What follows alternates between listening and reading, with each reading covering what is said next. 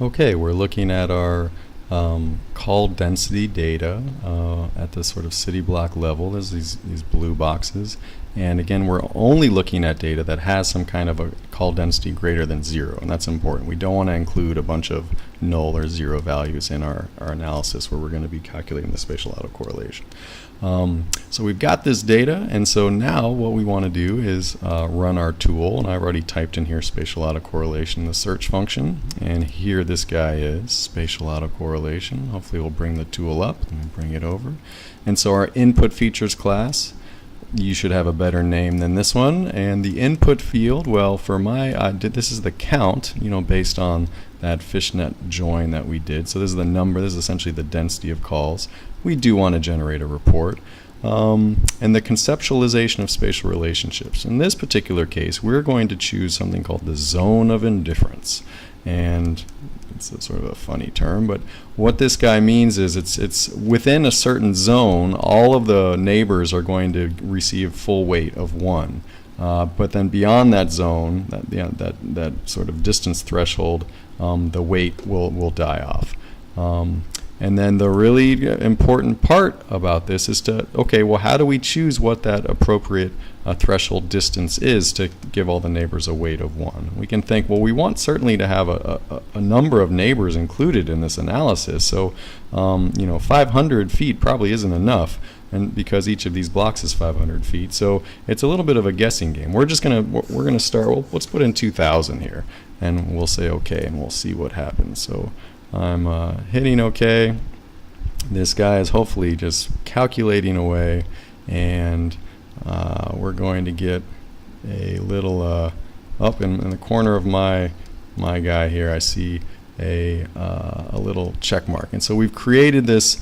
We just ran this guy, and what we see here, this is exciting. We get this information here, and we can see we've got a z-score, which has been reported, of 1.916. and at the p-value of 0.05. Okay, that's pretty interesting. We can also look at our different inputs here, and we can say, okay, here's our threshold distance of 2,000, which was put in here. So that's the z-score, and that's the p-value, right? And we can think about what those guys mean in terms of this kind of a report. And we can see we're over here, so it looks like we're clustered, but we're pretty close to being random, and maybe that's a function of the distance that we chose. We put in 2,000 there, and so perhaps if we put in another distance, and we could run that tool again, and I've actually done that a number of different times. Just for example, looking at here, this is a guy where the input was 3,400. The z-score in this case was 1.75. Here is the p-value of 0.074. So that's interesting. I ran it another time, and I think this is even a higher distance band value, and we can see that in this case the z-score is getting even higher. Now it's 1.9 with a p-value of 0.05.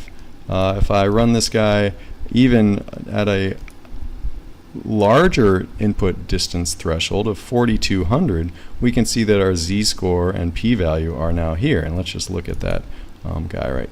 We've kicked all the way out here, and so there's an important lesson here, which is to say that the distance that you are looking at these clustering effects is very important, and you want to actually run the tool a number of different times to try to figure, and we're just looking at different reports here, to try to figure out what is the best clustering distance to work with.